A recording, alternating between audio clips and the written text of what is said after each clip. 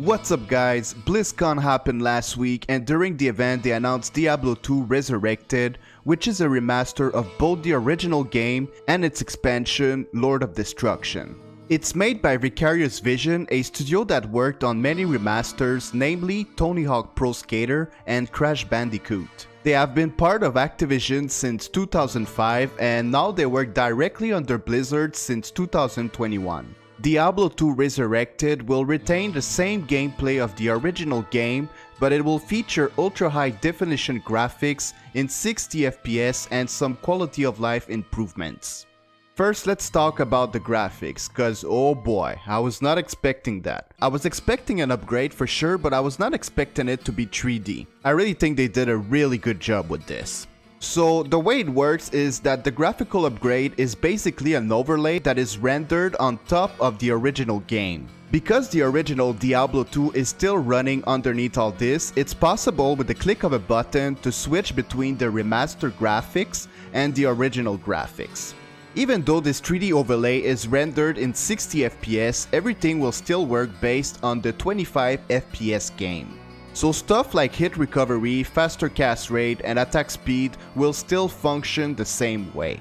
They said they made it work this way because they want to keep the original feel of the game, which makes a lot of sense. They will be using version 1.14 of the game, so all the synergies between skills and all that, it's still there. The audio is also getting remastered. They are adding some more ambient sounds while still keeping all the iconic sounds that we love, like for example the skull pop sound.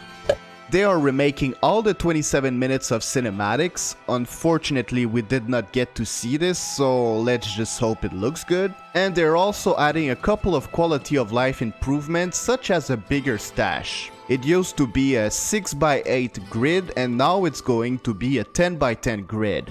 As you can see, we also have a shared stash now that can be accessed by all characters on the same account.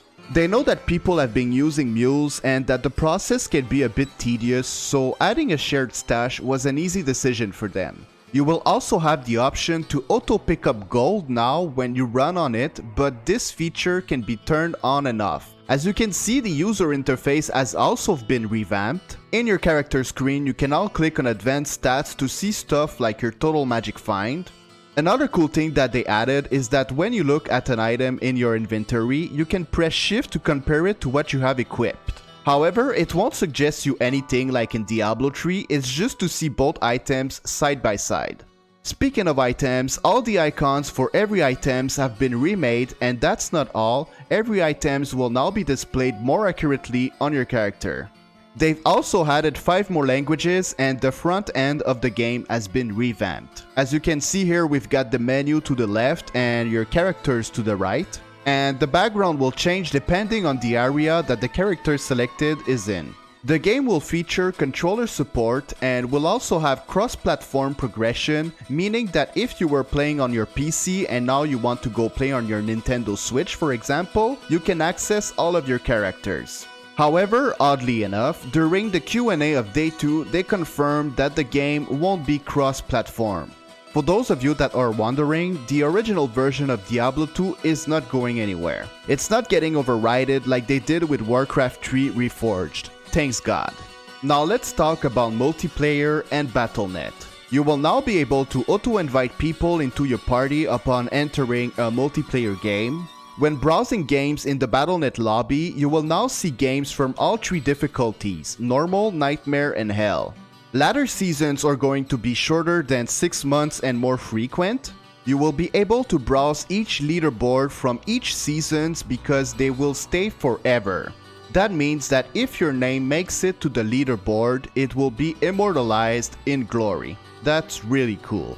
Since they are moving to modern Battle.net, character expiration won't be a thing anymore, so no need to log in with your characters every 90 days to keep them from being deleted. Modern Battle.net also means a tighter control over cheating like item duping and bots. And everybody is going to play on the same global server, so no more US East, US West, EU and Asia. And because that's going to make a lot of people on the same server, they will allow duplicate names. Lastly, the game will be $39.99 and it should come out sometime during 2021. There is also a technical alpha coming, so if you want a chance to participate, you can head over to the Diablo 2 website to apply. No purchase is needed, and I will leave the link in the description.